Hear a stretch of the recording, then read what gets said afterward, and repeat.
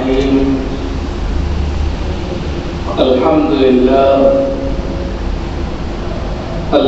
لله رب العالمين، والصلاة والسلام على سيد الأنبياء والمرسلين محمد بن عبد الله الأمين وعلى آله وأصحابه وأزواجه وذرياته وأهل بيته وسلم تسليما كثيرا أما بعد. أعوذ بالله من الشيطان الرجيم. بسم الله الرحمن الرحيم. قل هو الله أحد الله الصمد لم يلد ولم يولد ولم يكن له كفوا أحد. صدق الله العلي العظيم. محترم بزرگوں اور دوستوں، دینی اور ایمانی بھائیوں، اللہ رب العزت کا شکر ہے، اس کا کرم ہے کہ اس نے اپنی بارگاہ میں آنے کی توفیق عطا فرمائی. حضرات، سب سے پہلے ہم اپنی جانب سے اور کمیٹی جمعہ شاہی مسجد کی جانب سے آپ سب کو عید کی ڈھیر ساری مبارکباد پیش کرتے ہیں.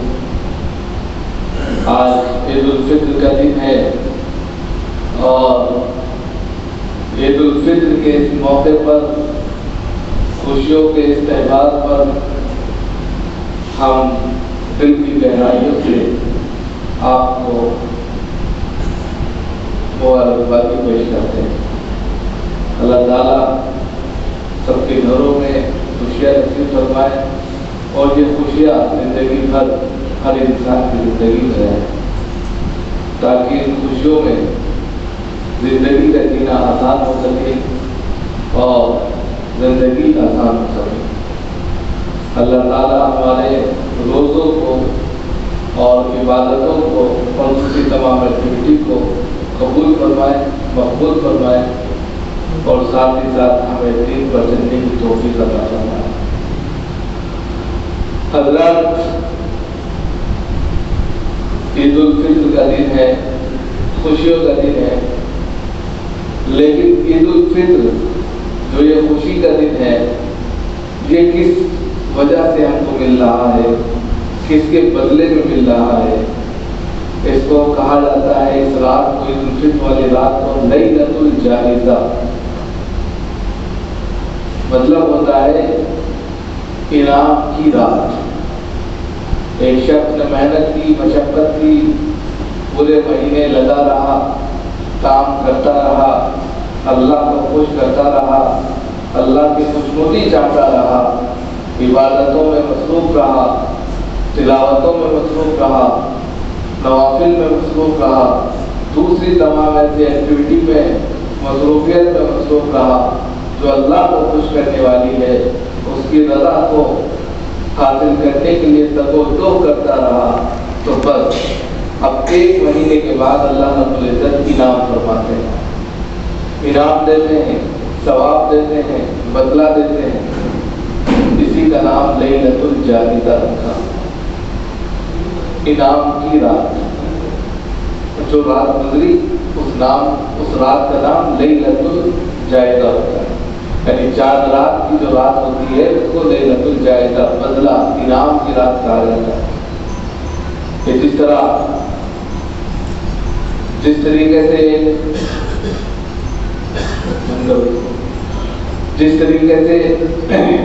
ایک مزدور نے مزدوری کی ہو، یا اسی طریقے سے کسی کاریگر نے کاریگری کی ہو، یا کوئی بھی کام کرنے والے نے اپنا کام کیا ہو، اب اس کا کام مکمل ہو گیا، اس کا کام فنش ہو گیا، ختم ہو گیا، وہ اپنا کام کر چکا، تو اب وہ آپ سے اپنا جائزہ لے گا، اپنا بدل لے گا کہ بھائی میں نے اپنا کام کر دیا، جو میرا بنتا ہے وہ مجھے دے دیا جائے. اس کو انعام کہہ دیا جائے، یا اس کی بغار کہہ لی جائے، یا اس کا روزینہ کہہ لیا جائے، کچھ بھی کہہ سکتے ہیں.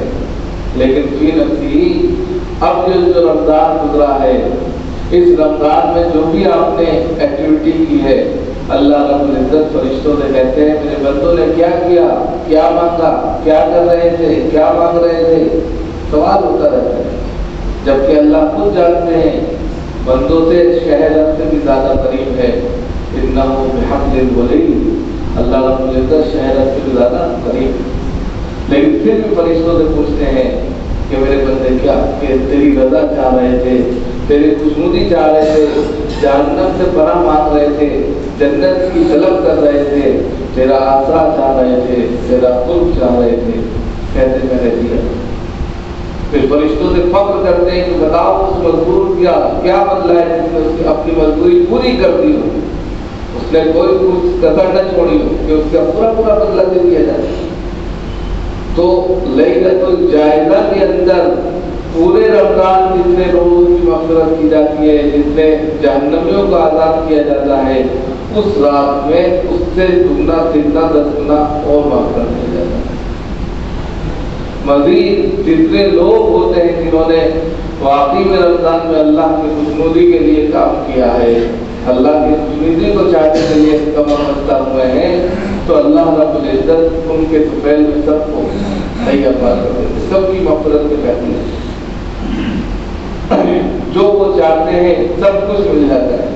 اب انسان کی مغفرت ہو جائے، جنت اس کے لیے واجب کر دی جائے، جہنم کو دور کر دیا جائے، اس سے بڑھ کر نعمت اور کیا ہو۔ ان اللہ اشتری من المؤمنین انفسهم واموالهم بان لهم الجنہ۔ قرآن کہہ رہا ہے کہ مومن جو مسلمان ہے، مسلمان تو سب ہو سکتے ہیں لیکن خاص طور سے جب ایمان والے، بہت سے ایسے مسلمان ہیں صرف نام کے مسلمان ایمان ہے ان کے پاس، لیکن اس میں قید لگائی ایمان کی کہ ایمان والے جن کی جان کو اور مال کو جنت کے بدلے اللہ نے خرید لیا ہے۔ اب ان کا اس دنیا میں کچھ نہیں ہے، ان کو تو جنت میں جانا ہے، اور جنت کی قیمت جان اور مال، وہ اللہ کے راستے میں اللہ کے لیے خرچ کرنا ہے، اس کو رکھنا نہیں۔ جانی عبادت کیا ہے؟ بھائی جو نماز آپ پڑھتے ہیں، جو نوافل آپ پڑھتے ہیں، جو روزہ آپ رکھتے ہیں، یہ جانی آپ کی بدنی عبادت میں شامل ہوتی ہے، اور جو زکات آپ دیتے ہیں، جو فطرہ آپ دیتے ہیں، جو صدقہ آپ کرتے ہیں، جو حج کرنے آپ جاتے ہیں، وہ مالی عبادت میں شامل ہوتی ہے۔ تو جانی اور مالی دونوں چیزوں کے بدلے خرید لیا اللہ نے آپ کو، اب اس کے بدلے میں کیا ملے گا؟ جنت ملے گی۔ انسان سمجھتا نہیں ہے، وہ یہ سوچتا ہے کہ میرا وقت ضائع ہو رہا ہے، میرا پیسہ برباد ہو رہا ہے، ایسا کچھ نہیں، وہ ملے گا، آج نہیں کل ملے گا۔ آپ لوگ جو ہے ماشاءاللہ سب بزنس مین لوگ ہیں، آج کوئی پراپرٹی لے کے ڈال دیتے ہیں 1000 2000 5000 1 لاکھ 2 لاکھ کی، 10 سال 20 سال کے بعد وہی لاکھوں کروڑوں کی ہو جاتی ہے، تو یہ بینیفٹ کہاں سے آیا؟ کروڑوں روپے کا۔ آپ نے 10 سال 20 سال پہلے کوئی چیز لے کے ڈالی تھی، تب وہ بینیفٹ آیا، انتظار کیا آپ نے اس کے بڑھنے کا۔ اسی طریقے سے یہاں جتنی تپسیا کریں گے، جتنی ریاضت کریں گے، جتنی عبادت کریں گے، جتنا زیادہ اللہ کے سامنے آ کر تدبر کریں گے اور اپنے مالوں کو اللہ کے لیے خرچ کریں گے، تو خدا کے نزدیک بھی اس کا بینیفٹ اتنا ہی زیادہ ہوگا۔ انسان دنیاوی اعتبار سے تو سمجھ لیتا ہے، لیکن آخرت کے اعتبار سے کانسیپٹ سمجھ میں نہیں آتا۔ وہ یہ سوچتا ہے کہ دنیا تو اس کے سامنے دکھ رہی، اس کا بینیفٹ دکھ رہا، لیکن پھر ابھی آخرت کا کانسیپٹ سمجھ میں اس لیے نہیں آتا کہ وہ دکھتی نہیں ہے، وہ نظر نہیں آتی آخرت، اور جب نظر ہی نہیں آتی تو اس کے اوپر جو ہے یقین ہمارا ڈاواڈول ہو جاتا ہے، یقین کمزور پڑ جاتا ہے، اور وہاں پھر ہم آگے بڑھتے ہوئے کام کرتے ہوئے ڈوب جاتے ہیں، اور دنیا ہمارے سامنے ہے، لیکن یہ دھوکے باز دنیا ہے، یہ دنیا جو ہے دھوکے باز ہے کہ آج آپ کے ساتھ ہے، کل ہی آپ کو دعوت دے دیں، اس سے دوستی اچھی نہیں ہے، یہ صحیح نہیں ہے، لیکن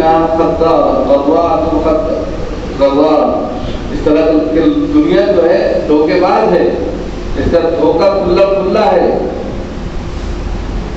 کہ آپ بالکل صحیح چل گئے ہیں، پتہ چلا کہ دنیا نے وفا ہی نہیں کیا آپ کے ساتھ، آنکھیں بند ہو گئی۔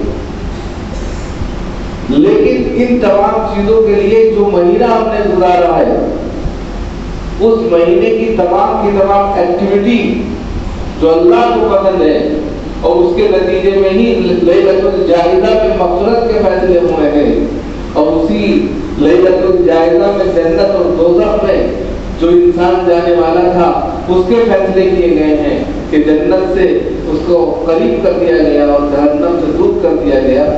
تو اس پر غور کرنے کی ضرورت ہے۔ غور کیسے کیا جائے گا؟ آپ نے نمازیں پڑھی، آپ نے جو ہے تلاوتیں کی، مناجات کی، تسبیحات پڑھی، اور اللہ سے رو رو کر گڑ گڑا کر دعائیں مانگی، اور اللہ نے توفیق دی تو اس کے راستے میں کھانا پلانا، صدقہ کرنا، زکات دینا، یہ سب بھی کیا۔ تو جاری اور مالی دونوں عبادتیں آپ نے کی۔ جب یہ دونوں عبادتیں آپ نے کی ہیں تو اب آپ سمجھ جائیے کہ آگے کی جو زندگی کا پارٹ ہے وہ بھی ان چیزوں پر نربھر ہونا چاہیے کہ ہماری زندگی ایسے ہی چلے گی۔ سب سے بڑی چیز جو ہے وہ ایمان ہے، سب سے بڑی چیز عقیدہ ہے۔ ہم ایمان میں ڈاماڈول ہیں، ہمارا ذہن بہت جلدی کنفیوز ہو جاتا ہے۔ اللہ نے تھوڑی سی مشکلات ڈال دی، پریشانیاں ڈال دی، بس آپا کھو دیتے ہیں۔ خدا کا دربار چھوڑ کر دنیا کے ہر دربار پر جا کر ماتھا ٹیک دیتے ہیں۔ ایمان ڈاماڈول ہے، ایمان کا بھروسہ نہیں ہے۔ یہی چیز جو ہے ہم کو اللہ سے دور کر دیتی ہے۔ حالات اور پریشانیاں لگی رہتی ہیں، انسان ہیں، خوشیاں ہیں، آسانیاں ہیں، راہیں ہیں، سب کچھ ہیں، سب اللہ تعالیٰ بناتے ہیں۔ لیکن کبھی کبھی آزمانے کے لیے اللہ کو کہتا ہے وَلَنَبْلُوَنَّكُمْ بِشَيْءٍ مِّنَ الْخَوْفِ وَالْجُوعِ وَنَقْصٍ مِّنَ الْأَمْوَالِ وَالْأَنفُسِ وَالثَّمَرَاتِ وَبَشِّرِ الصَّابِرِينَ۔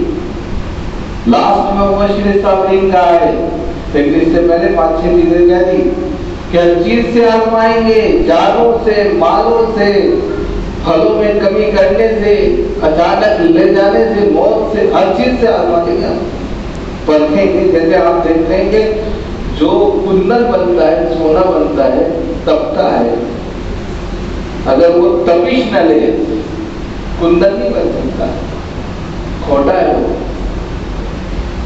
کوئی بھی زیور کی شکل میں آنے کے لیے اگر وہ آپ کی تپسیا سے نہ گزر کر آئے تو زیور نہیں بن سکتا، وہ بہترین کنگن نہیں بن سکتا۔ تو پھر یہ تو انسان ہے جس کو بھی تپسیا اور اس کی بھٹی سے نکالا جاتا ہے، معیش کی بھٹی سے ہے، اگر وہ اس سے پار ہو گیا تو پھر باہر ہی باہر ہے، دنیا بھی اس کی ہے اور آخرت بھی اس کی ہے۔ اور اگر وہ اس میں پھنس گیا تو پھر لینے کے دینے پڑ جاتے ہیں، پھر ایمان خطرے میں آ جاتا ہے، اور بارہا ایسا دیکھا گیا ہے۔ تو یہاں پر سب سے پہلی چیز جو ہے وہ یہی ہے کہ ہمارا ایمان مضبوط ہو، اس بات کا ایمان مضبوط ہو کہ کرنے والی ذات جو کچھ اس دھرتی پر ہوتا ہے، اس پرتھوی پر ایک چیز بھی اگر ہوتی ہے وہ صرف اور صرف اللہ کے حکم سے ہوتی ہے۔ انسانوں کے بس کی کوئی چیز نہیں ہے، کسی کا آنا یا کسی کا جانا، کسی کو دینا یا کسی سے لینا، جو کچھ ہے اس دنیا پر سب اللہ کی طرف سے۔ جب یہ چیز آپ کا ذہن تصور کر لے، ذہن اس کو ایکسپٹ کر لے، مان لے، تو پھر کسی کو کسی سے شکایت نہیں رہے گی۔ ہم کو جو شکوہ شکایت رہتی ہے وہ صرف اسی بنیاد پر رہتی ہے کہ وہ ہمارے پلے کا نہیں ہے، وہ اس کیٹیگری کا نہیں ہے، وہ اس منصب کا آدمی نہیں ہے، وہ ٹھیک نہیں ہے، کیونکہ ہمارا ذہن اس کو دنیا کے اعتبار سے قبول نہیں کرتا ہے، لیکن نظام تو کوئی اور چلا رہا ہے۔ اس نظام کو ہم نہیں سمجھتے. آمنا و صدقنا ہم کو کہنا نہیں آتا, ہم اڑ جاتے ہیں. صحابہ کرام کی صفت کیا تھی؟ سمعنا و اطعنا, کہ وہ سنتے تھے فوراً اطاعت گزار بن جاتے تھے. اسی لیے کیا کہا گیا, رضی اللہ عنہم ورضوا عنہ, اللہ ان سے خوش ہو گیا وہ اللہ سے خوش ہو گئے. ہم اس کے برعکس کرتے ہیں, سمعنا و اطعنا, سنیں گے مانیں گے نہیں, لڑ جائیں گے, نہ کی بات ہے. اور اس کی بنیاد پر دنیا میں ذلیل و خوار ہوتے ہیں. نتیجہ یہ ہوتا ہے کہ پھر اختلافات بڑھتا ہے, اور پھر یہ اختلافات اس قدر بڑھتا ہے کہ یہ دوریوں کا سبب بن جاتا ہے. اور کہتے ہیں کہ اگر صفوں میں اختلاف آ جائے, دوری پیدا ہو جائے, کہتے ہیں نا مل مل کے کھڑے ہوئیے آپ, کیوں کہا جاتا ہے؟ ملنے کا کانسیپٹ سمجھ میں آتا ہے کبھی آپ نے سوچا ہے کہ جو سب کو کہا جاتا ہے سب سیدھی کر لیں, سب کو سکون رکھو, اور جگہ خالی نہ کر رکھیں, کاندھے سے کاندھا ملا لیں. صرف اس لیے کہا جاتا ہے کہ اگر جگہ خالی رہ گئی تو شیطان گھس جائے گا اور دلوں میں وسوسے پیدا کرے گا اور اختلاف ڈال دے گا, اور پتہ چلا جو سمے سیدھی تھی اور ٹیڑھی ہو جائے گا, اختلاف بڑھ جائے گا. میرے بھائیوں, اس اختلاف کو ختم کریے. مسلمانوں کا سب سے زیادہ نقصان جو اس وقت کا ہے وہ دو چیزوں میں ہے. ایک تو عقیدے کی گڑبڑی, اور عقیدے کی گڑبڑی کے اختلاف کی بنیاد پر. لہذا عقیدے کو سب سے پہلے مضبوط کریے کہ ہمارا جو عقیدہ ہے وہ عقیدہ ایسا ہونا چاہیے جو 100% اللہ کی ذات پر ہے. 100% آنکھیں بند کر کے بالکل یقین کر لیجئے کہ اللہ کے علاوہ کوئی نہیں ہے, وہی عبادت کے لائق ہے, وہی پالنہار ہے, وہی ہمیں جزا کا مالک ہے, وہی دیتا ہے, وہی سب کچھ کرتا ہے. یہ ذہن بنائیے. کسی پیر پر جانا یا کسی فاتحہ نیازی کی محفلوں میں جب جانا, یا کسی طریقے سے جو دنیا بھر میں پھیلے ہوئے رسم و رواج غلط ہیں ان میں جا کر شرکت کرنا سب بدعت میں شامل ہے. اس سے توبہ کریے, اس لیے کہ اس سے محرومیاں آتی ہیں, اس سے جو برکتیں اور رحمتوں کا نزول ہونے والا ہوتا ہے وہ دور ہو جاتی ہے.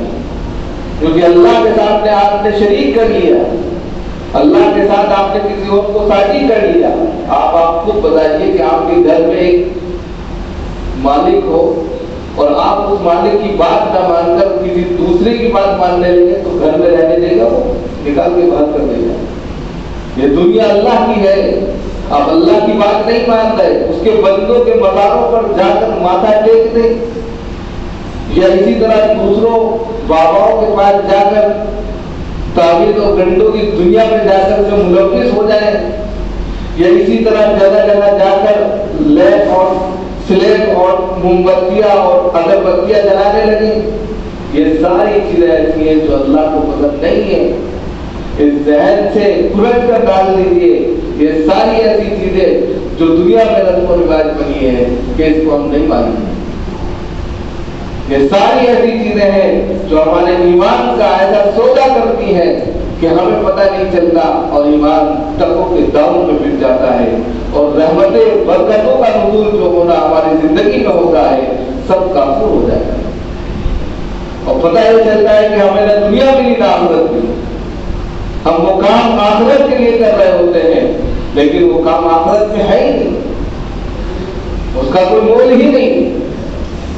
اور سمجھنے کی بات ہے, سورہ اخلاص کے اندر اللہ نے اپنی بیداریت کو بتلایا, قل هو اللہ احد, آپ کہہ دیجیے اللہ ایک ہے. دیکھو دو لفظوں کی طرح, دو چار کی طرح صاف طور پر کہہ دیا اللہ ایک ہے. اب ہم اپنے ذہن میں دو تصور بنا لیتے ہیں کہ اللہ ایک تو ہے, لیکن جس طریقے سے ہم عجیب و غریب مثالیں دیتے ہیں یا جو اس طرح دنیا میں رہتے ہیں وہ عجیب و غریب مثالیں دیتے ہیں کہ جس طرح ڈائریکٹ پنکھا نہیں چل سکتا، اس کے لیے سوئچ کی ضرورت ہوتی ہے، اسی طریقے سے اللہ تک پہنچنے کے لیے ولیوں کی ضرورت ہوتی ہے۔ ارے میرے بھائیوں، خدا تو جب کہ اہدنا الصراط المستقیم آپ کہتے ہیں، ایاک نعبد و ایاک نستعین کہتے ہیں، تو اللہ آپ کے قریب ہوتا ہے، اس چیز کو آپ سمجھتے نہیں، کیونکہ ہم عربی نہیں جانتے، ہم عربی کے الفاظوں سے واقف نہیں ہیں۔ اس بنیاد پر ہندوستانی ہونے اور غیر عربی ہونے کی بنیاد پر ہم یہ سمجھ لیتے ہیں ہاں جس طرح لائٹ کو اور پنکھے کو جلانے کے لیے سوئچ کی ضرورت ہے، اسی طرح اللہ تک پہنچنے کے لیے ولیوں اور پیروں کی ضرورت ہے۔ غلط ہے یہ کانسیپٹ، جو بتاتے ہیں غلط بتاتے ہیں۔ یا اسی طریقے سے قرآن پڑھا، اب اس کو مردوں تک پہنچانے کے لیے فاتحہ کی ضرورت ہے۔ ارے بھائی جو قرآن پڑھ رہے ہیں اللہ جانتا ہے آپ کس کے لیے قرآن پڑھ رہے ہیں، کس کے لیے سارے ثواب کر رہے ہیں، ڈائریکٹ پہنچ رہا ہے۔ نیت نیت تو دل میں، آپ نے جیسے قدم اٹھایا، آپ نے جیسے 1 روپیہ سکہ نکالا، آپ نے جیسے کسی کو کچھ بتایا، سب کچھ نوٹ ہو گیا۔ آج کے وقت میں اس کو اور سمجھنا بالکل آسان ہے۔ فاسٹ ٹریک آپ نے دیکھا ہے جگہ جگہ، آج جب آپ دوسرے سرحد میں جاتے ہیں تو ایک کارڈ دکھانا پڑتا ہے آپ کو، گاڑی اوپر لگا رہتا ہے، وہ جاتا ہے خود اسکین کر لیتا ہے، گاڑی نکل جاتی ہے، آسان ہے۔ آپ نے سوچا نہیں، وہاں اسکین ہو گیا، اور آپ سوچتے ہیں کہ زبان سے گئے، اس سے گئے، اس سے گئے، یہ کوئی کانسیپٹ نہیں ہے۔ ٹیکنالوجی بدل گئی، جب ٹیکنالوجی بدل چکی ہے تو اللہ کے یہاں نہیں بدلے گی کیا یہ چیزیں؟ اس کے لیے زبانوں کی ان کی ضرورت نہیں ہے میرے بھائی۔ تو اس لیے غلط پرمپراؤں میں، غلط رسم و رواجوں میں اپنا وقت ضائع مت کیجیے، ان تمام چیزوں پر وقت لگائیے جو اللہ کو خوش کرتی ہے۔ بالکل ایمان جو ہے نا، اسلام جو ہے بالکل سیدھا سادہ ہے۔ ان الدین یسر ولن یشاد الدین، دین تو آسان ہے، ہم نے اس کو مشکل پیدا کر دی۔ دین میں کہا گیا کہ اپنوں کا خیال رکھو، غریبوں کا خیال رکھو، نماز کی پابندی کرو، زکوٰۃ ادا کرتے رہو، اسلامی تعلیمات کو فروغ دیتے رہو، تعلیمات کو فروغ، یہ اسلام کی آسان تعلیم ہے۔ ہم نے کیا کر دیا اس میں؟ بھائی اگر مردہ مر جائے تو دوسرے دن، تیسرے دن، چوتھے دن، 10ویں دن، 40ویں دن کھانا پینا کر۔ ارے بھائی یہ اسلام نے تھوڑا ہی کہا ہے، یہ تو آپ نے اپنی پرمپرا بنائی ہے کھانے پینے کے لیے، یہ اسلام نہیں کہہ رہے، یہ تو آپ اپنے کھانے کے لیے یہ رسم و رواج بنا رہے ہیں۔ اب اس کو سمجھنا ہے۔ یا اسی طریقے سے شادی بیاہوں کے موقع پر کہا کہ نکاح مسجد میں آ کر لیجیے، مشکل سے 2 روپیہ خرچ نہیں ہوں گے آپ کو، لیکن آپ نے کہا نہیں، 2 لاکھ کا ہال بک کریں گے، 10 لوگ مجھے دیکھیں گے، 200 آدمی باراتی آئیں گے، ہم لے کر جائیں گے، 36,000 کی ایک کار لمبی چوڑی لے کر آئیں گے اور اس میں ہم جائیں گے، تو دنیا دیکھے کہ ہماری تعریف کریں گے، ورنہ بیکار کیا ہے جو ہم نے پیسہ کمایا۔ اگر اس پیسے سے ایک بچے کو تعلیم دے دو اور وہ بن جائے، یہ 100 سرخ اونٹوں سے بہتر ہے اس بیکار پیسے سے جو 1 رات کا خرچ کر دیا جاتا ہے۔ یہ غلط رسم و رواج کا پڑھ کر دنیا کو برباد کر رہے ہیں اور آخرت کو تباہ کر رہے ہیں۔ اسلام بہت آسان تھا، لیکن ہم نے اس کو جو ہے اتنا برا بنا کر پیش کر دیا کہ دوسرے بھی تصور نہیں کرتے کہ یہ اسلام ہے۔ پہلے لوگ کیا تھے؟ صرف مسلمان، یعنی اسلام کو دیکھنے کے لیے مسلمان کی شکل و صورت دیکھ لیا کرتے تھے اور کہتے تھے یہی اسلام ہے۔ جناب محمد رسول اللہ صلی اللہ علیہ وسلم نے اسلام ایسے نہیں پھیلایا، آپ کو دیکھ کر لوگ اسلام لے آتے تھے۔ پورا قصہ پڑھیے، صلح حدیبیہ کے موقع پر صرف 1400 لوگ تھے، صرف 1400 لوگ ایمان لے کر آئے تھے۔ صلح حدیبیہ سن 6 ہجری میں ہوتی ہے اور اس میں تعداد مسلمانوں کی 1400 تھی، جو عمرے کے لیے جا رہے تھے ووٹ دی گئی تھی، لیکن ان کے اخلاق، ان کے کردار ایسے تھے کہ سن 2 سال کے بعد جب فتح مکہ ہوا 24,000 ہو گئے۔ یہ تعداد کیسے بڑھی؟ جب نہ لڑائی ہوئی نہ جھگڑا ہوا، کیسے تعداد بڑھی 1400 سے 24,000 تک؟ اخلاق کی بنیاد پر، کردار کی بنیاد پر۔ وہ ایک کہتے ہیں غزوہ بدر کے موقع پر جب 70 قیدی پکڑے گئے کفار مکہ کے، ان کے پاس کھانے کے لیے وہ کچھ نہیں ہوتا تھا، تو صحابہ اکرام خود بھوکے رہتے تھے اور اپنے قیدی بھائی کو کھجوریں نکال کر جو بچتی تھی دے دیا کرتے تھے، بھائی آپ کھاؤ۔ اگر ایک روٹی ہوتی تھی تو آگے اپنے قیدی بھائی کو دیتے تھے۔ وہ کہتے تھے یار میں قیدی ہوں، میں ان کا دشمن ہوں، میں ان کو مارنے کے لیے آیا تھا، لیکن یہ میری جان بچا رہے ہیں، خود بھوکے رہ رہے ہیں، مجھے کھلا رہے ہیں، ان کے پاس خود کھانے کو نہیں ہے۔ یہ اسلام تھا، یہ اسلامی تعلیمات تھی، اور اس بنیاد پر اسلام پڑھتا چلا گیا، بولتا چلا گیا۔ ہم نے ان چیزوں کو بلا دیا، ہم جانتے نہیں اس تعلیمات کو۔ ہم یہ جانتے ہیں اب کہ ہمارے پاس بس پیسہ ہوا ہے، عہدے منصب آ جائے، جتنا ہم چاہے لٹائیں اور بس ہماری بات واہوائی ہو، یہ بیکار ہے۔ یہ دنیا ہے، بس دنیا میں واہوائی جائے گی، آخرت میں کوئی اس کا حصہ نہیں ہے۔ اس لیے سب سے پہلی چیز جو ہے وہ عقیدہ درست ہو۔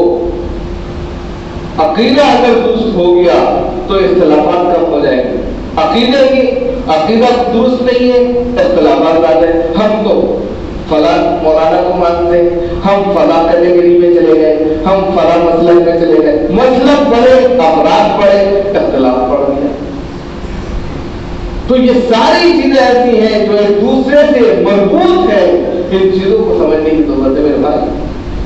اگر یہاں عید الفطر کے پیغام کو سمجھنا ہے کہ جو آپ نے رمضان میں کیا اور اس رمضان میں آپ نے تمام چیزوں کے تفریقات کو ختم کر دیا، آپ نے چاہا لوگوں کو بے شمار طریقے سے کھلایا، آپ نے چاہا جہاں جہاں نماز پڑھی تفرقے کو مٹا کر رکھ دیا، یہی چیز آپ اپنی زندگی میں لے کر آئے کہ ہم اختلاف نہیں کریں گے، ہمارا 100% یقین جو بھی ہوگا وہ اللہ کی ذات پر ہوگا، پھر دیکھیے بہاریں آتی ہیں، پھر برکتوں کا نزول ہوتا ہے، رحمتوں کا نزول ہوتا ہے، پھر خود بخود جو ہے اللہ کی ایسی مدد اور نصرت آتی ہے کہ دشمن جو اس وقت گھاٹ میں بیٹھا ہے، منہ کھولے بیٹھا ہے، وہ بھی ڈر کر کانپنے لگتا ہے۔ لیکن اگر یہ ساری چیزیں نہیں ہیں تو پھر ہماری آپ سے یہ گفتگو، یہ باتیں سب بیکار ہیں، صرف چند منٹ کا کھیل ہے، ہم نے کہہ دیا، آپ نے سن لیا۔ لیکن پھر اگر آپ ان پر غور کریں اور اپنے ذہن کو تیار کریں تو ان کوئی مشکل بھی نہیں ہے۔ لیکن اسلام کی سب سے اہم تعلیم ان تمام چیزوں کو ختم کرنے کے لیے تعلیم بھی ہے۔ تعلیم سے وابستہ ہوئیے، تعلیم کے ساتھ میں جڑیے اور ان جگہوں پر جا کر اپنا کچھ وقت لگائیے جہاں اچھی چیزیں ملتی ہوں، اس سے ذہن بنتا ہے اور پھر زندگی آسان ہو جاتی ہے۔ اللہ تعالیٰ سب کو عمل کرنے کی توفیق عطا فرمائے۔